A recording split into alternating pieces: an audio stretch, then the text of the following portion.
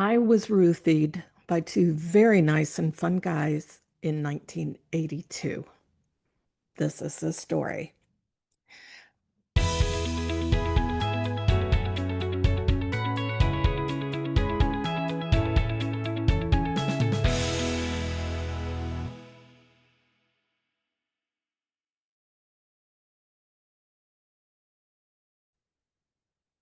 I was roofied by two very nice and fun guys in 1982. This is the story. My college roommate and I were celebrating our birthdays. We both have the same first name and we had the same birthday. Who knew?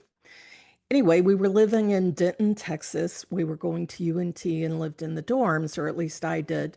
And we went out for our birthday in Dallas. Now, there was a Bennigan's at the corner of I-35 and Walnut Hill Road. And at the time, this particular Bennigan's was really more of a singles place. It had a great bar, a lot of fun, a lot of people that were our age, and we were enjoying going to that. We did it before a few times. But anyway, this was our birthday, and so we were celebrating.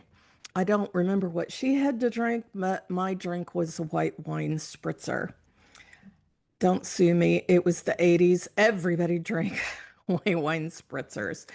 So anyway, we were having our cocktail, and these two very nice, very good looking, very funny guys came and joined us. And so we were sitting and chatting and laughing and having a good time. Flirting was happening, all of us with each other. And they said, "Hey, we're going to go get y'all a drink. How about a kamikaze?"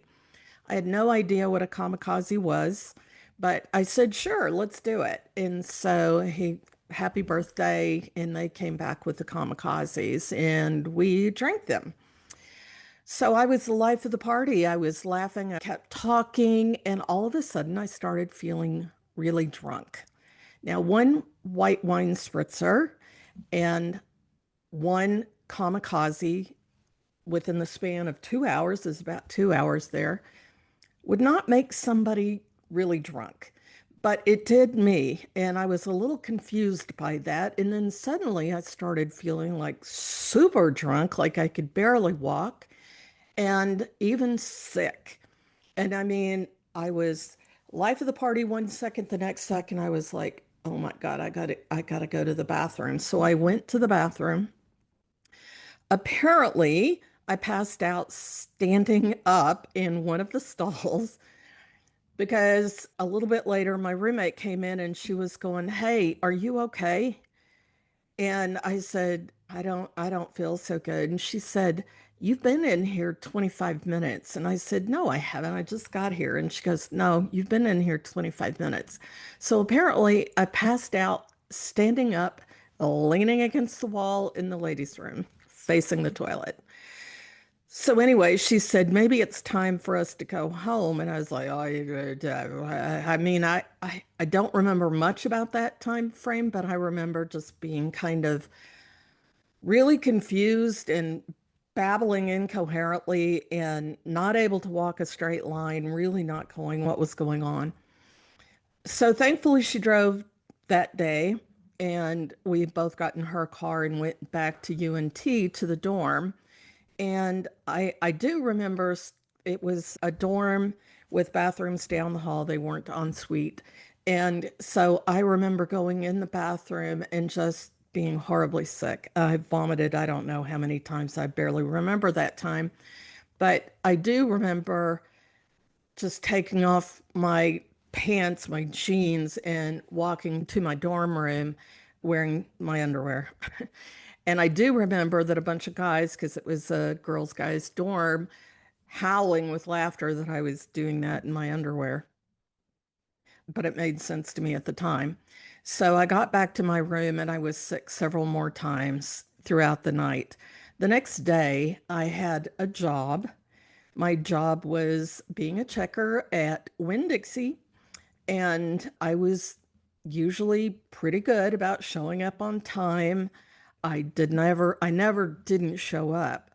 But in this particular case, I called in sick pretty early on before my shift started, but it was an early shift. And the manager was just absolutely furious with me because he just thought I was another irresponsible college student just calling in sick. I wasn't being irresponsible. I was truly, truly sick. And as I figured out many years later, it took me years to figure this out. I didn't do it to myself, it was done to me. So it took 3 days to recover fully. I had a headache. I'm used to having headaches, but this was one like I have never had before and have thankfully never had since. I had to wonder, I kept wondering what was in a kamikaze. Surely it was what it was like straight Everclear. What was it that made me so sick?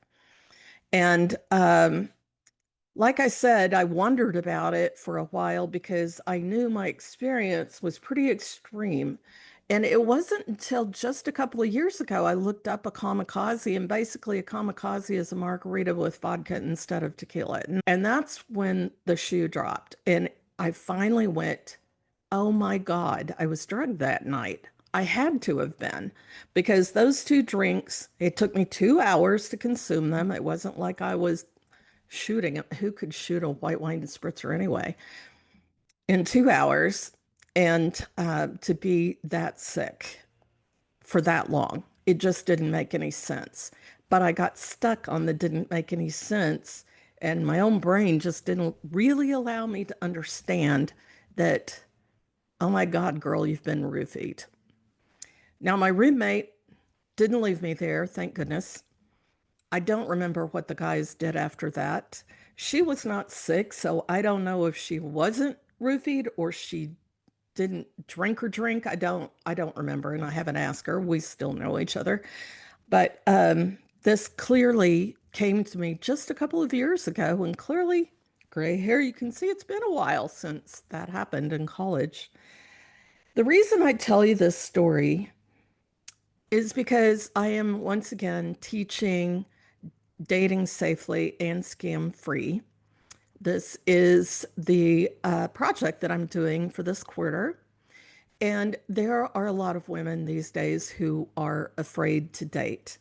They see the Dominic Pellico story in France, the man who drugged his wife and allowed 70 men to rape her while she was unconscious over years. That's a horrifying story. And then to find out there's a website, and I'm not going to name it because I don't want to, but the website was giving lessons on how to do that and selling vials of drugs that you could drug your wife with. Apparently, this was about spouses. They were doing live streams and horrible things like that. That was awful. And then Telegram had its own set of members that I think was in the thousands. Don't get hung up on the numbers of how many people. I know it was said 62 million people had viewed online, and immediately a bunch of people wanted to argue with the number as if that is the point. It's not the point. Even if it was only 6 million or 600,000, that's way too many. That's too many to learn how to be doing this to assault and rape women. There's too many. We're not going to do that. So anyway, I have been teaching dating safely and scam free for a couple of years now, and it's one of the more popular free classes that I teach.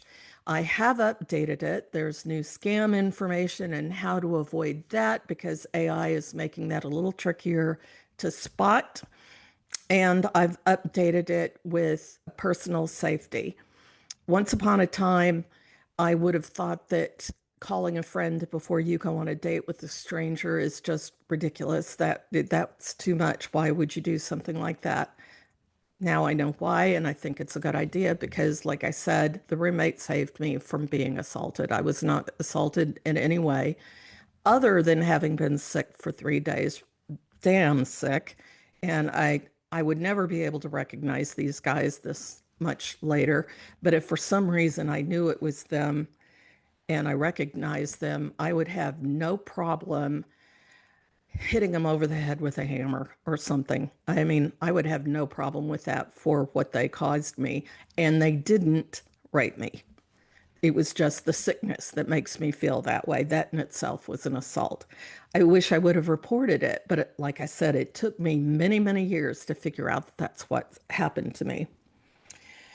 So, all of that being said, I still believe in love.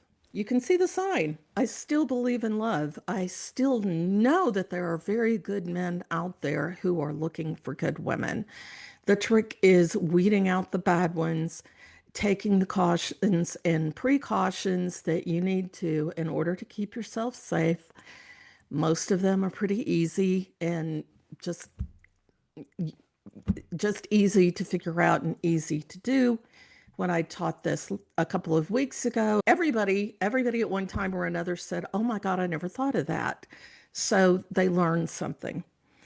So I'm inviting you again to come to Dating Safely and Scam Free, and I will show you the places where it's worth the extra caution, and I will show you the other places where if you're feeling too cautious or too upset, this may be outmoded body protection from your nervous system.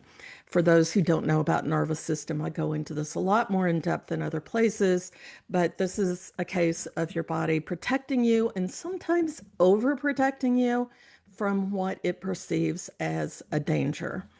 You don't have to give up on love. You don't have to give up on meeting a guy that you want to be with, on dating people. You don't have to do this, but you need to do it intelligently and with some brains. You just do. That's the world that we're in these days. So come to that free class, Dating Safely and Scam Free. It's on Thursday, May 21st from 7 p.m. Central till when we finish, which is usually a little over an hour. But if you have questions, I will stay and answer them. And I'm looking forward to seeing them then. And one of my tips is you need to keep an eye on your own drink when you're with a stranger from when it was made all the way up to when you consume it. And that's if they offer to get it for you or if you're getting your own. You just need to employ that kind of caution these days, I'm afraid. And listen, it's not new. This was 1982 when I was roofied. So it's been around a long time. But you're going to learn how to be safe, how to keep yourself from harm so you can relax. You can relax and date and have fun and find the guy for you because he's out there looking for you too. Thank you so much. I hope to see you soon. If you want to come to Dating Safely and Scam Free, go to my website, dianebrandonmoody.com. There's a link for you there on the top banner. You can go there, sign up, and we'll see you then. Thank you.